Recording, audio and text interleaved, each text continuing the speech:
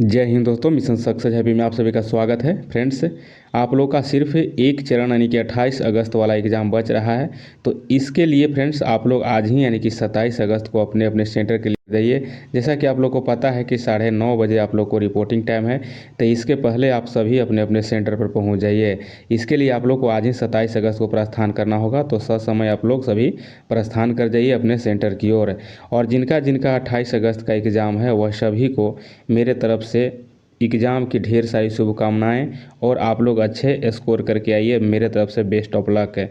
और इसके लिए फ्रेंड्स एक बिहार स्पेशल का यह वीडियो आप लोग को यहाँ पे प्रोवाइड कर रहे हैं। इसको आप लोग अच्छे से देख लीजिए, क्योंकि बिहार से बहुत ही क्वेश्चन आया है और बिहार का जलवा रहा है एग्ज़ाम में, बिहार पुलिस में।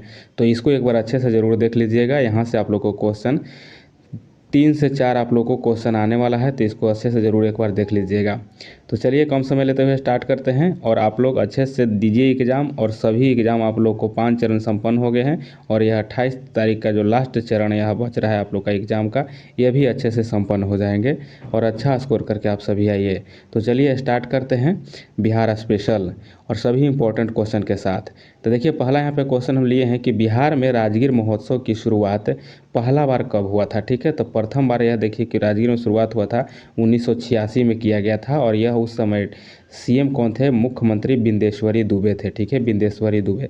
लेकिन इस बार यह क्वेश्चन आपको पूछा गया था कि 30 नवंबर को 2023 को बिहार में राजगीर महोत्सव की शुरुआत हुई थी। ठीक है, यह क्वेश्चन आप लोग को आया था। ठीक, ऑप्शन में यह क्वेश्चन जरूर होगा। ठीक है, तो इसको भी आप लोग देख लीजिए कि 30 नवंबर को शुरुआत हुआ था बिहार महोत्सव, यह जो आपको राजगीर महोत्सव हुआ था। ठीक है, राजगीर महोत्सव। और सबसे पहले जो शुरुआत हुआ था यह 1986 में हुआ था बिंदेश्वरी दुबे के समय में। और इस बार हो जाएगा नीतीश कुमार के समय में। ठीक है, चलिए आगे यहाँ देख लेते हैं कि इस बार 2024 में जो बिहार दिवस मनाया गया वह 22 मार्च को मनाया गया है। ठीक है, और 22 मार्च को ही बिहार दिवस मनाया जाता है हर बार। ठीक है, हर समय यह जो है हर साल मनाया जाता है। और यह जो है कब से शुरू हुआ था? यह 22 मार्च जो हुआ था, मार्च, यह 1912 में जो विभाजन हुआ था बंगाल से, उसी समय से यह मनाया जाता है। ठीक है, तो यह 22 मार्च को ही विभाजन हुआ था। चलिए आगे देख लेते हैं। आगे और सभी क्वेश्चन को हम लोग देखेंगे, इंपॉर्टेंट जो भी क्वेश्चन है इसका। चलिए आगे यहाँ देख लेते हैं कि बिहार के नए मुख्य सचिव है। देखिए यहाँ पे करेंट अफेयर के तौर पर यहाँ पे इसको देख लेना है। इसके बाद भी आप लोग को जो पहले वाला प्रथम वाला सभी आप लोगों को कंप्लीट कराएंगे। ठीक है, यहाँ पे अभी हम देखेंगे कंटिन्यू यहाँ पे करेंट अफेयर। ठीक है, चलिए आगे देखते हैं बिहार के नए मुख्य सचिव कौन हो जाएंगे? तब ब्रजेश मेहरोत्रा हो जाएंगे। ठीक है, ब्रजेश मेहरोत्रा आपको यहाँ पे नए मुख्य सचिव बिहार के हो जाएंगे। बिहार विधानसभा का अध्यक्ष अगर नया पूछे कि वर्तमान में कौन है, तो नंद किशोर यादव, याद रखिएगा, नंद किशोर यादव हो जाएंगे। नेक्स्ट क्वेश्चन आगे यहाँ देख लेते हैं कि डिप्टी स्पीकर यानी कि उप सभापति कौन हो जाएंगे? तो यहाँ पे देखिए हो जाएगा नरेंद्र नारायण यादव हो जाएंगे। नरेंद्र नारायण यादव को याद रख लेना है। और यहाँ पे आगे देखते हैं कि भारत के किस राज्य में 3 दिवसीय नागा पक्षी अभ्यारण्य हुआ था। ठीक है, तो नागा पक्षी अभ्यारण्य या नकटी पक्षी अभ्यारण्य जमुई में हुआ था। और ये जमुई ज़िला था। ठीक है, बिहार का, और बिहार में हुआ। अगर भारत में पूछेगा तो बिहार में हो जाएगा, अगर ज़िला पूछेगा तो जमुई में हो जाएगा। ठीक है, और इसको रामसर साइड में शामिल किया गया है। और यह 81वां नंबर का भारत में शामिल हुआ है नागा। और नकटी जो है, नकटी, यह शामिल हुआ है आपको 82वां नंबर का। ठीक है, यानी कि अगर बिहार में पूछेगा तो बिहार में यह दूसरा हो जाएगा और बिहार में यह तीसरा हो जाएगा।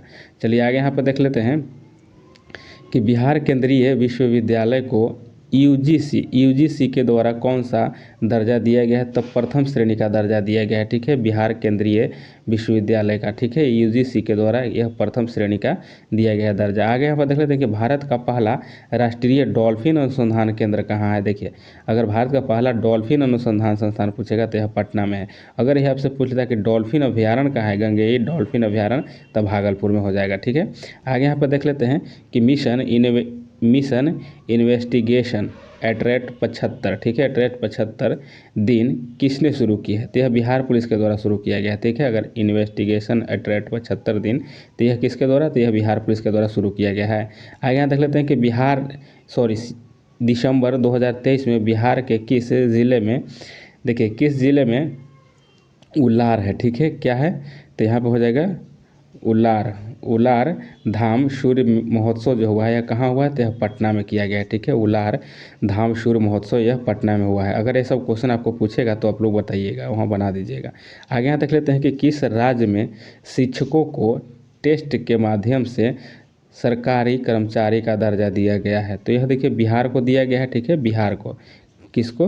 टेस्ट जिसको देना था, टेस्ट दे करके बिहार में सरकारी कर्मचारी को दर्जा दिया जा रहा था, ठीक है। तो इसमें भी ढेर किसी को वह टेस्ट में अच्छा से नहीं संपन्न कर पाए थे, क्योंकि उन लोगों को कह रहे थे कि ढेर हमें तो हाथ कँपता है, कैसे करें, यहाँ करते थे माउस वहाँ चला जाता था, इस तरह से आ रहा था उस समय न्यूज। तो चलिए आगे यहाँ पर देख लेते हैं। आगे क्वेश्चन है कि बिहार का दूसरा टाइगर रिजर्व कहाँ बनेगा? तो यह कैमूर में बनेगा, ठीक है। आगे देख लेते हैं बिहार के नए मुख्य सूचना आयुक्त कौन है? तो नए मुख्य सूचना आयुक्त हो जाएगा त्रिपुरारी शरण हो जाएंगे, ठीक है। अगर यह क्वेश्चन पूछे तो यहाँ बनाइएगा आप लोग। आगे देखिए बिहार में दूसरा तारामंडल कहाँ बनेगा? एक तो पटना में है और दूसरा आपको दरभंगा में बनेगा, ठीक है, दूसरा दरभंगा में बनेगा। आगे देख लेते हैं कि राज्य मानवाधिकार आयोग का अध्यक्ष कौन है? तो राज्य मानवाधिकार आयोग के अध्यक्ष हो जाएंगे अनंत मनोहर बद्दर हो जाएगा, अनंत मनोहर बद्दर हो जाएंगे, ठीक है, याद रख लेना है इसको। नेक्स्ट क्वेश्चन आगे देखते हैं कि राष्ट्रीय शिक्षक पुरस्कार 2023 में बिहार के कुल 3 शिक्षक को दिया गया है, कुल 3 शिक्षक को सम्मानित किया गया है राष्ट्रीय शिक्षक पुरस्कार से, ठीक है। आगे देख लेते हैं यहाँ पर कि बिहार राज्य नायिका पुरस्कार से किसे सम्मानित किया गया है? बिहार राज्य में नायिका पुरस्कार से सम्मानित किया गया है, तो यह बबीता कुमारी को सम्मानित किया गया है और यह बबीता कुमारी मुजफ्फरपुर के रहने वाली है और यह 2023 में पुरस्कार दिया गया है। तो बिहार नायिका पुरस्कार याद रखिएगा, यह बबीता कुमारी को दिया गया है। नेक्स्ट क्वेश्चन आगे यहाँ पर देख लेते हैं। अगर आपसे पूछे उप मुख्यमंत्री, तो उप मुख्यमंत्री अभी वर्तमान में 2 है और दोनों का नाम अगर पूछ ले तो एक विजय सिन्हा हो जाएंगे और एक हो जाएंगे आपको सम्राट चौधरी हो जाएंगे, ठीक है, सम्राट चौधरी हो जाएंगे। तो इसको याद रख लीजिएगा आप लोग, यहाँ पे विजय सिन्हा और सम्राट चौधरी जो हैं दोनों उप मुख्यमंत्री हो जाएंगे। अगर आपसे शिक्षा मंत्री पूछे कि बिहार के वर्तमान शिक्षा मंत्री कौन है, तो आलोक कुमार मेहता हो जाएंगे। आलोक कुमार मेहता को याद रखिएगा, यह वर्तमान में शिक्षा मंत्री बिहार के हैं। अगर आपको देश में शिक्षा मंत्री पूछ दे कि देश में यानी भारत में शिक्षा मंत्री वर्तमान में कौन है, तो धर्मेंद्र याद रखिएगा, ठीक है, धर्मेंद्र प्रधान हो जाएंगे, प्रधान याद रखना है, धर्मेंद्र प्रधान जो है यह वर्तमान में शिक्षा मंत्री हैं देश में। आगे यहाँ पर देख लेते हैं कि बिहार विधान परिषद का अगर सभापति पूछे कि बिहार विधान परिषद के सभापति कौन है, तो अवधेश नारायण सिंह याद रखिएगा, अवधेश नारायण सिंह हो जाएंगे अभी सभापति बिहार विधान परिषद का। चलिए नेक्स्ट क्वेश्चन आगे यहाँ पर देख लेते हैं। नेक्स्ट क्वेश्चन यहाँ पर होगा आपको थोड़ा सा इसको, ठीक है, चलिए आगे यहाँ देख लेते हैं। देखिए यहाँ पे है कि बिहारी पुरस्कार, ठीक है, बिहारी पुरस्कार 2022 और यह 32वां है, ठीक है। तो किसको मिला है? तो डॉक्टर माधव हड्डा को याद रख लेना है कि बिहारी पुरस्कार यह 2022 में मिला है और 32वां है, तो यह डॉक्टर माधव हड्डा को मिला है, ठीक है, माधव हड्डा याद रखना है। और यह पुस्तक अगर इनकी पूछ ले तो पचरंग चोल पहाड़ सखी रे, यह इसके लिए मिला है, पचरंग चोल पहाड़ सखी रे के लिए मिला है। एक यहाँ देखिए मधु कंकरिया को भी मिला है और मधु कंकरिया को 2021 में मिला है और 31वां मिला है और यह पुस्तक इनका हम यहाँ थे के लिए मिला है, हम यहाँ थे के लिए मिला है।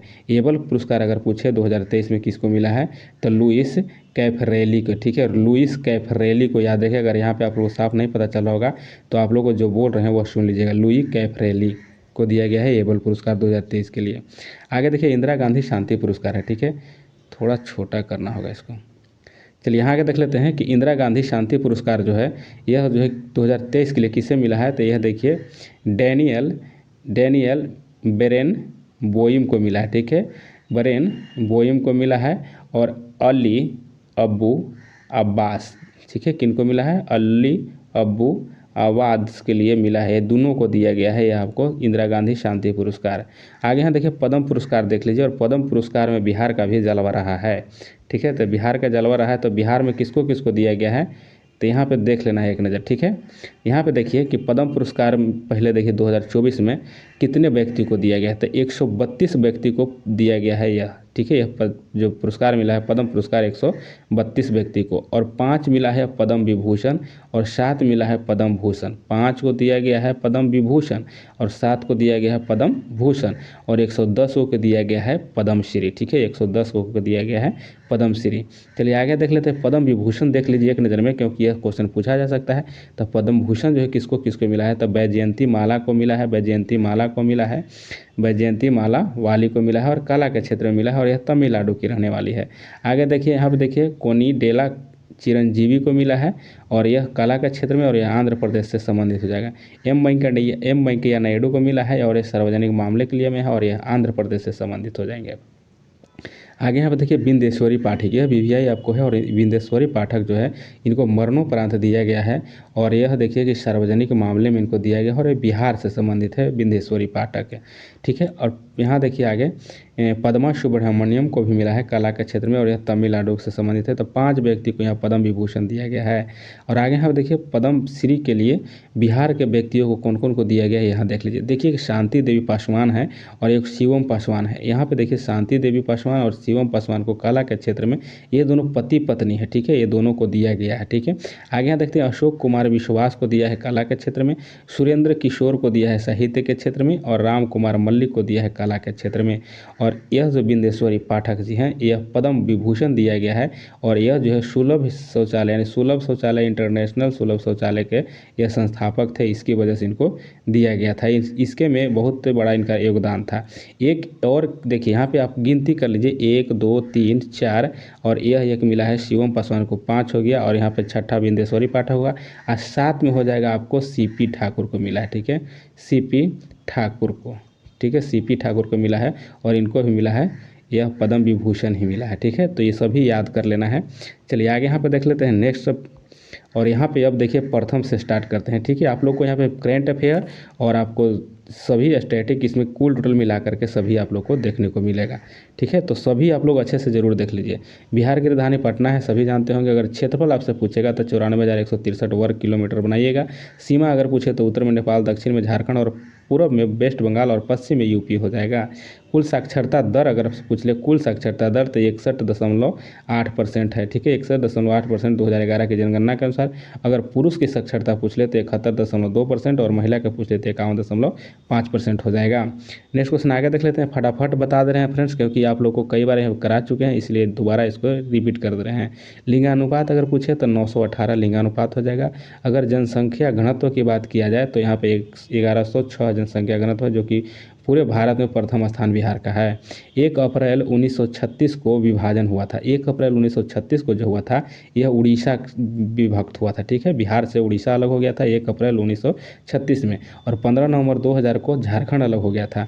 और देखिए एक विभाजन और हुआ था जो सबसे पहले यही बताए थे आपको कि 22 मार्च 1912 को जो हुआ था यह बंगाल से अलग हुआ था, ठीक है, बंगाल से बिहार अलग हुआ था। कब?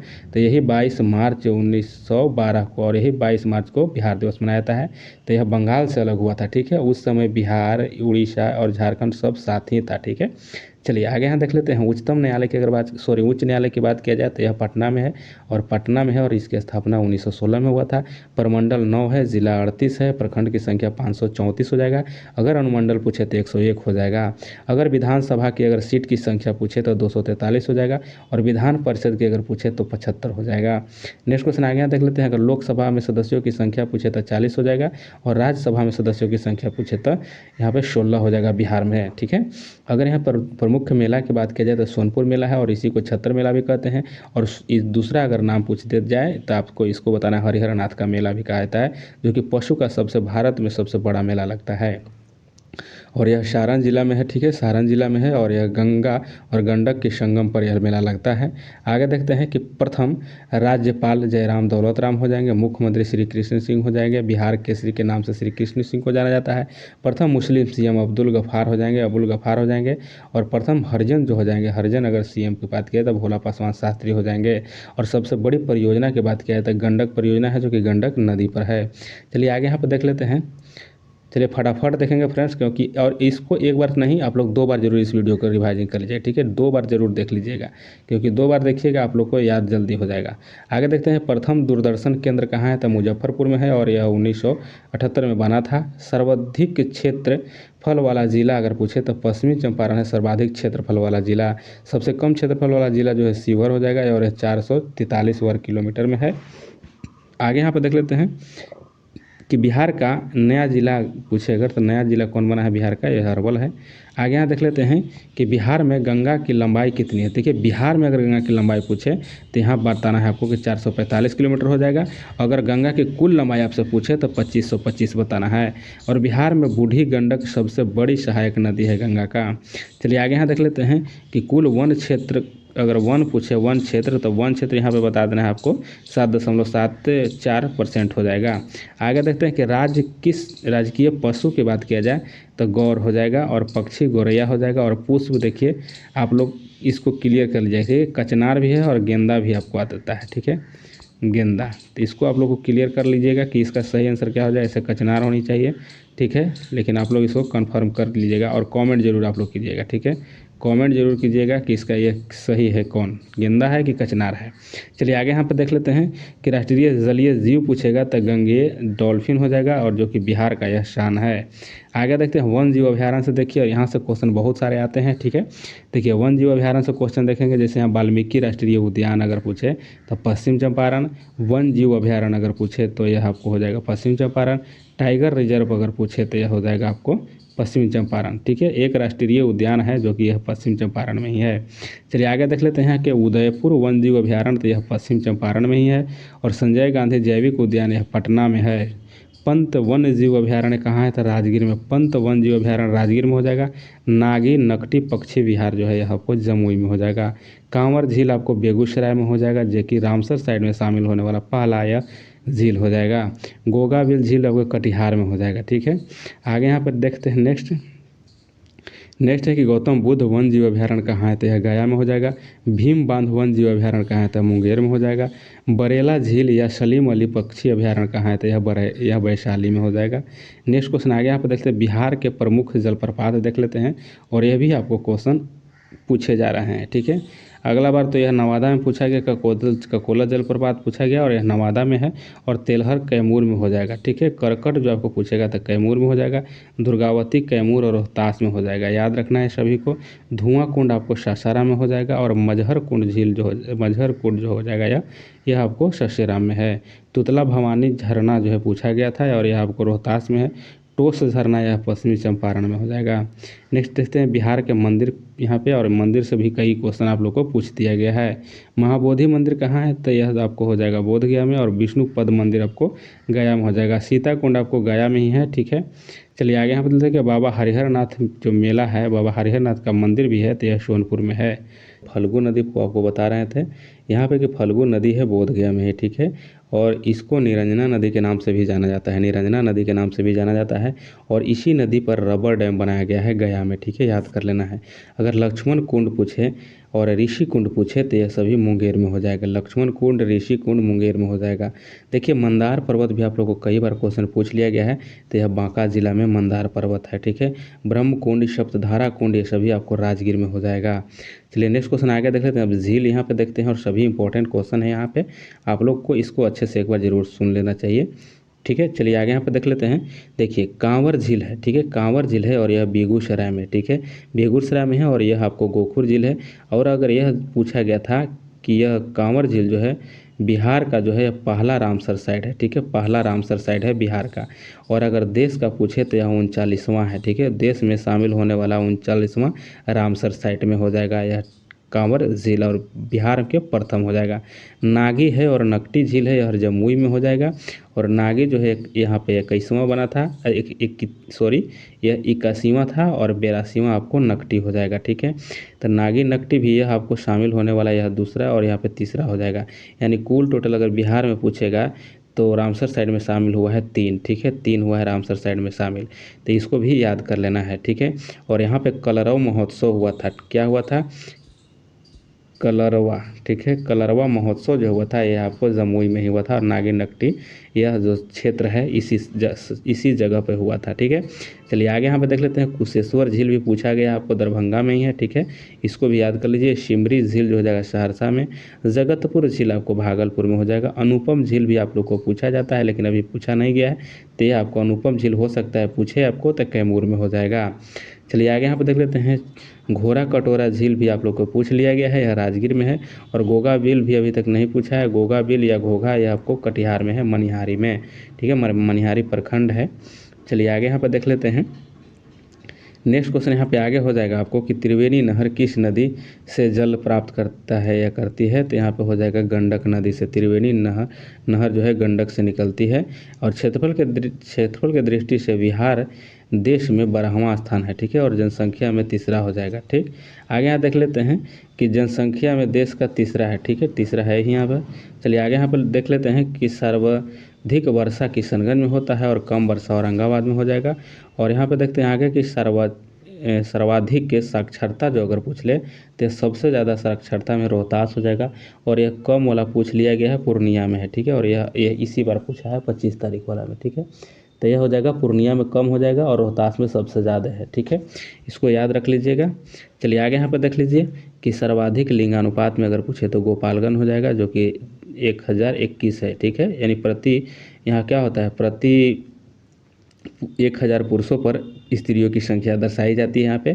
तो यहाँ पे हो जाएगा यानी कि 1021 है गोपालगंज में, और सबसे कम आकर पूछ ले तब को मुंगेर में हो जाएगा, ठीक है, यहाँ पे 876। आगे देखते हैं कि सर्वाधिक जनघनत्व वाले ज़िला अगर पूछे तो शिवहर में सबसे ज़्यादा जनघनत्व वाला ज़िला हो जाएगा 1880 है। और सबसे कम अगर पूछे तो कैमूर में हो जाएगा कि 488 वर्ग किलोमीटर में प्रति व्यक्ति जो निवास करने वाले होते हैं यहाँ पे, तो 1 किलो वर्ग मीटर में जो निवास करते हैं व्यक्ति उसी का संख्या यहाँ पे दिया जाता है, ठीक है। तो यहाँ पे हो जाएगा 488 व्यक्ति यहाँ पे निवास करते हैं, और यहाँ पे कितने करते हैं तो 1880 करते हैं।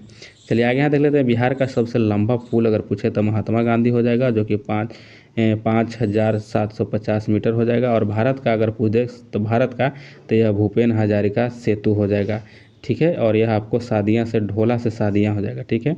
भूपेन हजारिका याद रखना है अगर भारत में पूछेगा तो यह 9.15 किलोमीटर लंबा है यह पुल आपको, यह ढोला से सादिया वाला और भारत का सबसे लंबा हो जाएगा। जेपी सेतु कहाँ है, और जेपी सेतु यह पटना से सोनपुर को जोड़ने वाली यह आपको यह पुल है। और यह जो हो जाएगा आपको सेतु जो है आपको इस पर रेल देखिए दीघा सोनपुर रेल सह सड़क, यह सह सड़क और रेल दोनों यह है, ठीक है। और यह पुल को जेपी सेतु नाम दिया गया है। और इसका लंबाई अगर पूछ लिया जाए तो 4556 मीटर इसकी लंबाई है, यानी कि 4.5 किलोमीटर लगभग लंबा हो जाएगा। आगे यहाँ पर देख लेते हैं प्रथम राष्ट्रपति राजेंद्र प्रसाद हो जाएंगे जो कि जीरादेई स्थान से सिवान से रहने वाले थे। और आगे इनकी पत्नी के नाम अगर पूछ ले तो राजवंशी देवी हो जाएगा। आगे यहाँ पर देखते हैं बिहार पर बख्तियार खिलजी के इन्होंने हमला किया था, ठीक है। तो यहाँ पर देखिए कि बिहार पर बख्तियार खिलजी के हमले जो हुआ था वह पहला विवरण जो मिलता है यह तबकात नासरी में मिलता है, ठीक है, यह जो है तबकात नासरी में मिलता है। आगे आप देखते हैं बिहार के चिरांद नामक पुरास्थल की प्राचीन संस्कृति है तो यह नवपाषाण कालीन है। तो चिरांद कहाँ है तो यह बिहार में ही है, ठीक है। आगे यहाँ पर देखते हैं कि बिहार का प्रथम मुस्लिम विजेता अगर पूछे तो यह बख्तियार खिलजी था। और यह 1193 से लेकर के 1202 तक इन्होंने इनका शासन यहाँ पे किया था यह, ठीक है। तो यह हमला किया था और बिहार पर, और यहाँ पे जीत भी लिया था। चलिए आगे तो यही बख्तियार खिलजी है जो कि नालंदा विश्वविद्यालय को तहस नहस भी किया था। चलिए आगे यहाँ पे देख लेते हैं कि बिहार के सुप्रसिद्ध संत सैफुद्दीन मनेरी का संबंध सूफियों से किस संप्रदाय से है तो फिरदौसी संप्रदाय से, फिरदौसी सिलसिले से हो जाएगा। आगे यहाँ पर देख लेते हैं कि पटना को प्रांतीय राजधानी बनाया था तो शेर शाह सूरी ने बनाया था। और यहाँ पर देखिए 1632 में बिहार के पटना में कंपनी फैक्ट्री कौन लगाया था तो डच ईस्ट इंडिया कंपनी जो है 1632 में लगाया था। चलिए आगे यहाँ पर देख लेते हैं कि बिहार में 1857 के विद्रोह का नेता कुंवर सिंह के द्वारा किया गया था। और यह 9 मई 1858 में इनकी मृत्यु हो गया था। आगे चंपारण में गांधी जी का आमंत्रण राजकुमार शुक्ल के द्वारा दिया गया था। नेक्स्ट क्वेश्चन आगे देखते हैं, अगर राजकुमार शुक्ल के गांव पूछ लेगा तो मुरली भरावा गांव इसका हो जाएगा। और स्वामी सहजानंद सरस्वती ने एक पत्रिका का प्रकाशन किया था जिसका नाम था हुंकार। चलिए आगे यहाँ पर देख लेते हैं कि बिहार प्रोविंशियल किसान सभा का गठन कब किया गया था तो यह 1929 में हुआ था। नेक्स्ट यहाँ पर देख लेते हैं कि बिहार प्रांतीय किसान सभा का गठन किसने किया था तो स्वामी सहजानंद के द्वारा किया गया था। बिहार प्रांतीय किसान सभा का गठन स्वामी सहजानंद के द्वारा। और बिहार में 1922 में कांग्रेस का अधिवेशन कहाँ हुआ था, तो 1922 में हुआ था, यह गया में हुआ था। और इसकी अध्यक्षता किसके द्वारा किया गया था, तो इसकी अध्यक्षता जो है CR दास के द्वारा किया गया था। अगर पूछे कि बिहार में प्रथम कांग्रेस का अधिवेशन कहाँ हुआ था, तो यह बांकीपुर हुआ था पटना में, और यह 1912 में हुआ था। और RN मधोरकर के द्वारा इसकी अध्यक्षता किया गया था। और देखिए 1912 के बाद सीधे 1922 हुआ है, 10 साल के बाद यह गया में हो गया था अधिवेशन, ठीक है। और इसकी अध्यक्षता CR दास के द्वारा किया जा रहा था। ये सभी इंपॉर्टेंट क्वेश्चन को याद रखना है। देखिए बिहारी छात्र सम्मेलन का जो 16वां अधिवेशन कहाँ हुआ था, तो हजारीबाग में 1921 में हुआ था, और सरला देवी अध्यक्षता कर रही थी यह बिहारी छात्र सम्मेलन का 16वां अधिवेशन का। नेक्स्ट क्वेश्चन आगे देखते हैं। आज़ाद रास्ता बिहार में किस आंदोलन के दौरान सक्रिय रहा, तो यह भारत छोड़ो आंदोलन के समय में सक्रिय रहा था। नेक्स्ट क्वेश्चन आगे यहाँ पर देख लेते हैं कि बिहार में स्वराज दल का गठन तो श्री कृष्ण सिंह के द्वारा यह किया गया था। आगे है कि बिहार समाजवादी पार्टी का गठन किसने किया था, तो फूलन प्रसाद वर्मा के द्वारा 1931 ईस्वी में बिहार समाजवादी पार्टी की स्थापना किया गया था। नेक्स्ट क्वेश्चन यहाँ पे आगे देख लेते हैं। आगे यहाँ पे हो जाएगा कि बिहार कांग्रेस सोशलिस्ट पार्टी का गठन JP नारायण के द्वारा, जयप्रकाश नारायण के द्वारा 1934 में किया गया था, और यह सचिव थे, ठीक है। बिहार कांग्रेस, याद रखना है बिहार कांग्रेस सोशलिस्ट पार्टी है, और यहाँ देखिए बिहार सोशलिस्ट पार्टी है, ठीक है। यहाँ पे कांग्रेस हट गया है, ठीक है। तो यहाँ पे कांग्रेस हट गया, यानी सोशलिस्ट पार्टी का गठन जो है 1931 में हुआ है, और यह 34 में हुआ था कांग्रेस सोशलिस्ट पार्टी का बिहार में। और इसकी अगर बात किया जाए संस्थापन या स्थापना किसके द्वारा, तो गंगा शरण सिंह थे, JP नारायण सिंह, फूलन प्रसाद वर्मा के द्वारा यह सोशलिस्ट पार्टी का किया गया था। नेक्स्ट क्वेश्चन आगे देखते हैं। छोटा नागपुर काश्तकारी कानून जो पारित हुआ था, यह 1908 में हुआ था, और बेठ बेगार के द्वारा यह पर रोक लगाया था, ठीक है। बेठ बेगारों पर रोक लगाया गया था, बेठ बेगारों पर रोक लगाया गया था। बिहार में 3 कठिया पत्ती है, तो 3 पठिया पत्ती जो है आपको 3/20 यानी 1 बीघा में, यानी कि 20 कट्ठा में 3 कट्ठा पर नील की खेती करना अनिवार्य कर दिया गया था, ठीक है। चलिए आगे देखते हैं। वहाबी आंदोलन का केंद्र रहा है, तो यह पटना में रहा है, और 1830 में। बिहार में 1929 में किसान सभा आंदोलन का आरंभ किसने किया था, तो स्वामी शाहजानंद सरस्वती के द्वारा किया गया। स्वामी शाहजानंद सरस्वती 1929 में बिहार में किसान सभा आंदोलन का, ठीक है। मुंडा विद्रोह, देखिए मुंडा विद्रोह के बारे में देख लीजिए। मुंडा विद्रोह जो है बिरसा मुंडा से संबंधित हो जाएगा, और यह जो है 3 फरवरी 1990 को सोते हुए पकड़े गए थे। और गुरु की अगर बात किया है तो आनंद पांडे हो जाएंगे। और यह मुंडा विद्रोह हुआ था कब, तो यह 1899 से लेकर के 1900 के बीच में यह हुआ था। चलिए आगे यहाँ पर देख लेते हैं बिहार के बजट। यहाँ पे देखिए जो बजट पेश किया गया है, तो बिहार के क्या क्या सौगात मिला है यह देख लीजिए एक नज़र में फटाफट। देखिए बिहार के लिए प्रत्यक्ष तौर पर करीब, यहाँ देखिए क्या कि 59,000 करोड़ रुपए की परियोजनाओं का ऐलान किया गया है। पटना, पूर्णिया, भागलपुर, बक्सर, बोधगया, दरभंगा तथा तक एक्सप्रेसवे बनाने का यह बात भी कही गई है। आगे यहाँ पर देख लेते हैं कि बिहार की सड़क जो है, सड़क के लिए 26,000 करोड़ रुपए का आवंटन किया जाएगा। और यहाँ पे पीरपैंती भागलपुर में विद्युत परियोजना एक बनाया जाएगा। कहाँ बनाया जाएगा, पीरपैंती भागलपुर में, जो कि 21,400 करोड़ रुपए का लागत से बनेगा। कोसी मेची लिंक परियोजना की भी मंजूरी मिल गई है। और बाढ़ के रोकथाम प्लस नुकसान जो होता है उसके लिए 11,500 करोड़ रुपए का अनुदान दिया गया है। आगे यहाँ पे देखिए काशी विश्वनाथ मंदिर कॉरिडोर की तर्ज पर विष्णुपद मंदिर कॉरिडोर और महाबोधि मंदिर कॉरिडोर का विकास किया जाएगा, ठीक है। ये सभी देख लेना है एक बार। आगे यहाँ नालंदा विश्वविद्यालय को उसके गौरवशाली स्वरूप के पुनर्जीवित करने के अलावा नालंदा को एक पर्यटक केंद्र के रूप में विकास किया जाएगा। ये सभी बात को कहा गया है इस बार के बजट में। आगे देखिए राजगीर के हिंदू, जैन और बौद्ध तीर्थ स्थलों को वैश्विक पर्यटन मानचित्र पर लाया जाएगा, यह बात भी कहा गया है। आगे यहाँ पर देख लेते हैं कि बिहार में 10 नए एयरपोर्ट का निर्माण किया जाएगा, यह भी बात कहा गया है। और बिहार को देखिए 2 मेडिकल कॉलेज की भी स्थापना होने की बात कही गई है, मिलेगा, ठीक है। तो 10 नए एयरपोर्ट और 2 मेडिकल कॉलेज की भी बात कही गई है निर्माण करने की। आगे देखिए कर्पूरी ठाकुर, ये भी आप लोग को हम कंप्लीट कराए थे। आप लोग देखे हैं कि नहीं, वीडियो नहीं देखते हैं तो आप लोग को यहाँ से घाटा होने वाला है, इसलिए आप लोग पूरे वीडियो को जरूर देखिए।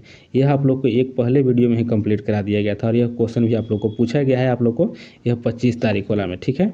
देखिए यहाँ पे पूछा गया था कि इनकी जन्म अगर देखा जाए तो समस्तीपुर जिला में हुआ था, और 24 जनवरी 1924 में हुआ था। और देखिए यह 1952 में पहली बार सोशलिस्ट पार्टी से ताजपुर निर्वाचन क्षेत्र से जीते थे, पहली बार विधानसभा में गए थे, ठीक है, ताजपुर क्षेत्र से जीत कर गए थे।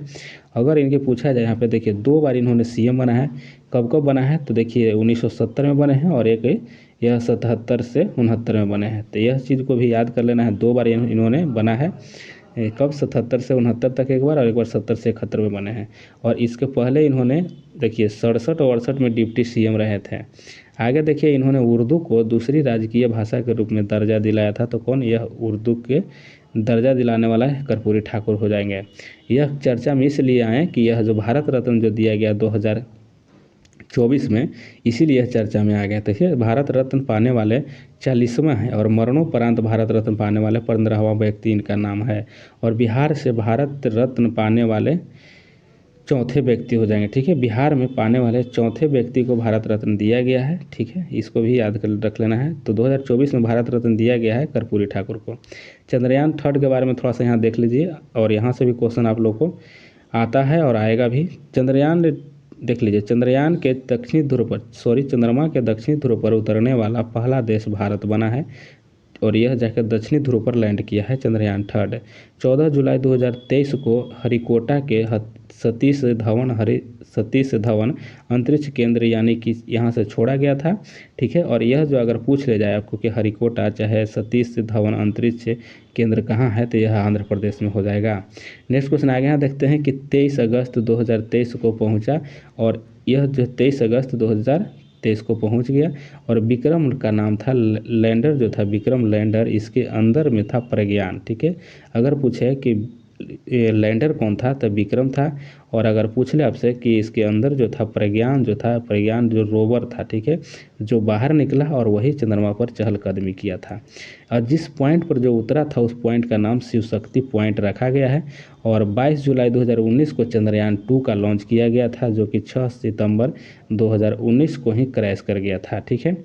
आगे यहाँ पर देख लीजिए, चंद्रयान 3 में बिहार के 3 व्यक्तियों ने हिस्सा लिया है, ठीक है। कौन कौन लिया है तो देखिए, अमिताभ हो जाएगा जो कि समस्तीपुर से अमिताभ रहने वाले हैं, और एक रवि कुमार हो जाएंगे जो कि सीतामढ़ी से रहने वाले हैं, ठीक है। और एक हो जाएंगे सुधांशु कुमार जो हैं, यह गया के रहने वाले हैं, ठीक है। तो ये सभी को भी याद कर लेना है, ठीक है, अगर पूछ दे ऐसी बात तो याद कर लेना है इसको। आगे देखिए, बिहार आर्थिक सर्वेक्षण से देख लेते हैं कि बिहार में ईख अगर पूछ दे, ईख यानी गन्ना के उत्पादन में किस जिला अग्रणी है, तो यह प्रथम स्थान पर हो जाएगा, आपको पश्चिमी चंपारण हो जाएगा। गेहूं के क्षेत्र में अग्रणी हो जाएगा रोहतास, और लीची के क्षेत्र में मुजफ्फरपुर। और सार्वजनिक प्रति व्यक्ति अगर आय में सबसे ज़्यादा हो जाएगा तो पटना जिला सबसे ज़्यादा सार्वजनिक प्रति व्यक्ति आय में हो जाएगा, सबसे कम में शिवहर हो जाएगा। नेक्स्ट क्वेश्चन आगे देख लेते हैं कि वित्त वर्ष 2024-25 में राजकोषीय घाटा सकल राज्य घरेलू उत्पाद का कितना अनुमान है, तो यह 2.98% इसका अनुमान है। आगे देखिए कि cultural ambassador of the year पुरस्कार से सम्मानित किसे किया गया है, तो यह देखिए सम्मानित किया गया है मैथिली ठाकुर को, ठीक है। मैथिली ठाकुर को cultural ambassador of the year से सम्मानित किया गया है, और यह जो है 8 मार्च 2024 को सम्मानित प्रधानमंत्री नरेंद्र मोदी के द्वारा किया गया है इनको।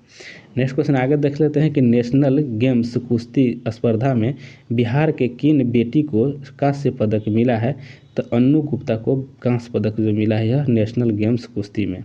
आगे 4 मार्च 2024 को सीएम पटना में क्लाइमेट एक्शन कॉन्क्लेव का उद्घाटन किए हैं, पटना में किया गया है क्लाइमेट एक्शन कॉन्क्लेव का उद्घाटन। आगे 2023 में बिहार के किस जिला को कचरा मुक्त घोषित किया गया, सुपौल को कचरा मुक्त घोषित कर दिया गया है। आगे देखिए, पद्म पुरस्कार 2024 में बिहार के कितने व्यक्ति को दिया गया है, तो 7 व्यक्ति को दिया गया है। एक को दिया गया है पद्म विभूषण, एक को दिया है पद्म भूषण और 5 को दिया गया है पद्म श्री। आगे इसकी हम चर्चा पहले कर चुके हैं, ठीक है। जो यहाँ पे वो एक बताए थे आपको सीपी ठाकुर, ठीक है, सीपी ठाकुर इनको मिला है पद्म भूषण, ठीक है, याद रखना है। और यहाँ पे बिंदेश्वरी पाठक जो थे, विंदेश्वरी पाठक जो थे, इनको मिला है पद्म विभूषण मिला है, ठीक है। और 5 व्यक्ति को पद्म श्री मिला है, याद रखना है। चलिए नेक्स्ट क्वेश्चन आगे यहाँ पे देख लेते हैं। चुनाव आयोग ने 2024 में होने वाले होने वाली विधानसभा के चुनाव के लिए किस ट्रांसजेंडर को बिहार राज्य का चुनाव स्टेट आइकन बनाया है? तो मोनिका दास जो यह ट्रांसजेंडर है, इनको बिहार के आइकन बनाया गया है चुनाव के लिए। नेक्स्ट क्वेश्चन आगे यहाँ पर देख लेते हैं। 2023 में वेस्ट हेरिटेज अवार्ड जो मिला है यह राजगीर और नालंदा को मिला है। 2023 में वेस्ट हेरिटेज अवार्ड जो मिला है, यह जो मिला है किसको? तो नालंदा और राजगीर दोनों को मिला है। और किस जिले में विश्व का सबसे बड़ा शिवलिंग स्थापित किया जाएगा? तो यह पूर्वी चंपारण में इसकी स्थापित किया जाएगा विश्व में सबसे बड़ा शिवलिंग। आगे देखिए, बाजरा महोत्सव मनाया गया है 2023, तो यह भोजपुर बिहार में मनाया गया है। बाजरा महोत्सव याद रखना है। आगे देखते हैं, किस तिथि को पटना और रांची के बीच में वंदे भारत ट्रेन चलाया गया था? अगर वंदे भारत से पूछ लेगा तो यह 28 जून 2023 को शुरू किया गया था, पटना से लेकर के यह रांची के बीच चलाया गया था। आगे देखिए, सरस मेला यह पटना में हुआ है, सरस मेला। नेक्स्ट क्वेश्चन आगे देखते हैं कि सिवान जिले की रहने वाली अंशु कुमारी को नासा के लिए चयन हुआ है। ठीक है, नासा यानी अमेरिकी अंतरिक्ष के लिए यहाँ पे चुना गया है और बिहार की रहने वाली है सिवान का। चलिए आगे यहाँ पर देख लेते हैं कि बिहार सरकार द्वारा शुरू किया गया मिशन दक्ष जो है यह संबंधित है, तो शिक्षा से संबंधित हो जाएगा मिशन दक्ष। आगे देखते हैं, चर्चित पुस्तक एक था कि बिहार बढ़कर रहेगा के लेखक डॉक्टर जगन्नाथ मिश्रा हो जाएंगे। नेक्स्ट क्वेश्चन आगे यहाँ पर देख लेते हैं, और यहाँ पर भी संबंधित आपको राज्य व्यवस्था से संबंधित क्वेश्चन है, सभी इंपॉर्टेंट क्वेश्चन है, तो इसको फटाफट देखते चलना है। चलिए आगे देख लेते हैं यहाँ पे कि सर जेम्स सिफल्टन जो थे 1936 में राज्यपाल बने थे बिहार को, यानी आज़ादी से पहले बने थे। ठीक है, चलिए आगे देखते हैं, जयराम दौलत राम हो जाएंगे और 47 से 48 में बने थे। प्रथम मुस्लिम जाकिर हुसैन राज्यपाल बने थे। ठीक है, नेक्स्ट क्वेश्चन आगे यहाँ पर देख लेते हैं कि विधानसभा अध्यक्ष अगर प्रथम पूछे तो श्री राम दयालु सिंह हो जाएंगे प्रथम, और प्रथम सीएम श्री कृष्ण सिंह हो जाएगा। वर्तमान में नीतीश कुमार हो जाएंगे, जो कि 9वीं बार यह बने हैं और सबसे ज़्यादा दिन तक ये रहने वाले सीएम हो जाएंगे। राष्ट्रपति बिहार में पहली बार, देखिए राष्ट्रपति शासन पहली बार कब लगा था? राष्ट्रपति शासन पहली बार बिहार में तो 244 दिन के लिए लगा था, और यह देखिए 1968 से 69 में लगा था, और इस समय सीएम भोला पासवान शास्त्री थे। ठीक है, और 3 बार इनके रीजन में ही 3 बार लग गया था यह राष्ट्रपति शासन। और अगर उस समय राज्यपाल की बात किया जाए तो नित्यानंद कानूनगो हो जाएंगे। ठीक है, राज्यपाल नित्यानंद कानूनगो हो जाएंगे। ये सभी क्वेश्चन पूछा भी गया है आपको बिहार पुलिस में, इसलिए फिर से देख लीजिए इसको। देखिए यहाँ पे है कि लास्ट समय में अगर राष्ट्रपति शासन लगा था तो यह 2005 में लगा है लास्ट समय में। ठीक है, और यह 262 दिन के लिए लगा है। ठीक है, राष्ट्रपति शासन। बिहार उच्च न्यायालय की स्थापना अगर पूछे तो 1916 में हो जाएगा, 1916 ईस्वी में हुआ है। और अगर यह पूछे कि कितने अनुच्छेद के तहत उच्च न्यायालय बनाया जाता है तो देखिए यह जो है आपको 214 अनुच्छेद के तहत है। अगर प्रथम यहाँ पे देखिए, प्रथम अगर न्यायाधीश की बात किया जाए तो यह मायनॉर्ड जेम्स चमियार्ड हो जाएंगे। ठीक है, जेम्स चमियार्ड जो बने थे 1916 से 17 तक रहे थे। नेक्स्ट क्वेश्चन आएगा, देख लेते हैं कि स्वतंत्र भारत में पटना का मुख्य न्यायाधीश तो स्वतंत्र भारत के बने थे तो यह मनमोहन अग्रवाल हो जाएंगे, और वर्तमान में कृष्णन विनोद चंद्रन हो जाएंगे। ठीक है, कृष्णन विनोद चंद्रन यह आपको वर्तमान में यह हो जाएंगे न्यायाधीश पटना का। आगे यहाँ पर देख लेते हैं, नेक्स्ट क्वेश्चन आगे देखते हैं कि पटना के प्रथम महिला न्यायाधीश कौन थे? तो रेखा दोषित हो जाएगा। ठीक है, रेखा दोषित हो जाएंगे। और महाधिवक्ता की अगर बात किया जाए तो कितने अनुच्छेद में होता है राज्य में? तो यह होता है 165 अनुच्छेद के तहत। और यहाँ पे आगे देखते हैं कि यहाँ पे बिहार लोक सेवा आयोग कितने अनुच्छेद के तहत जो है इसकी होती है स्थापना? ठीक है, तो यह 315 अनुच्छेद के तहत बिहार लोक सेवा आयोग का गठन किया जाता है, और स्थापना देखिए हुआ है 1 अप्रैल 1949 की स्थापना हुआ है बिहार लोक सेवा आयोग का। और इसकी कार्यकाल 6 वर्ष होता है, और उम्र अगर पूछे इसकी सेवानिवृत्ति होता है तो 62 वर्ष उम्र हो जाएगा, तो सेवानिवृत्त हो जाएंगे।